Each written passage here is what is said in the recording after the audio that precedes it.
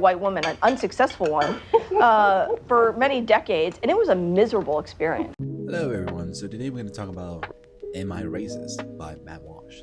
So some people have been saying that this is a good movie, others have been saying this is a bad movie. I mean, Rotten Tomatoes has labeled this movie as a pretty good movie, with the audience portraying it as, above 90, while the critics have been saying, 80, that was okay-ish. Some people have been saying that this movie didn't portray the actual problems of the DEI rather than some comedy and satire. Well, I personally say that this movie just say, hey, I'm just exposing the DEI experts. Like, I'm allowing these experts to expose themselves rather than being a documentary itself. So yeah, it's in between here and there. So I decided to look deeper onto this and see the other side, what the critics, people who are opposing this movie and saying that this movie it's wrong. I just wanted to listen to them and see where they're coming from. And most of them, they attack Matt Walsh rather than the documentary itself, which I understand that you have, your own biases towards Matt Walsh. I myself also disagree with some things that he does, but that doesn't mean that we should critique or demean this movie or this documentary because of Matt Walsh. We should see it for what it is. And honestly, it points out, what these people have an actual problem, which we're gonna get into this later.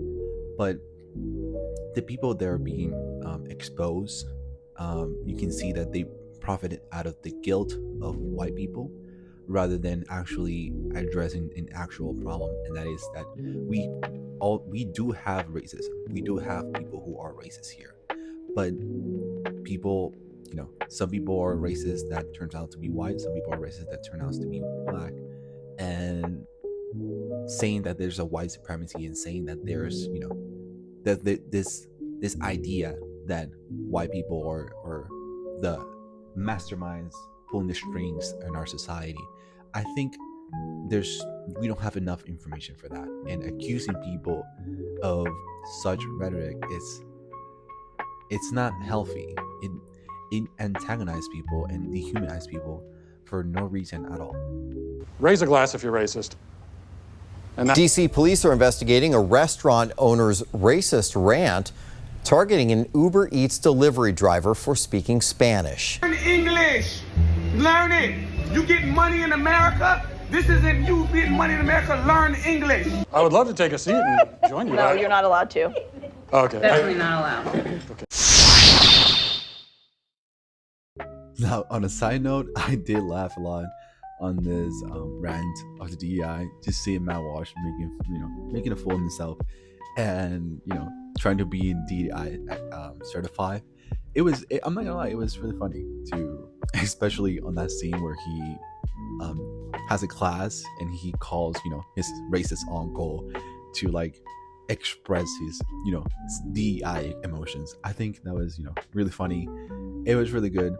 I did laugh a lot. I'm not gonna lie. It was pretty good. There was a part of the movie where he brings out a lot of whips, a lot of punishments that they use for slaves, and Matt says, "All right, guys, so this is our way to de-whiten us, to become the to feel what the oppressed side felt. So we're gonna whip ourselves."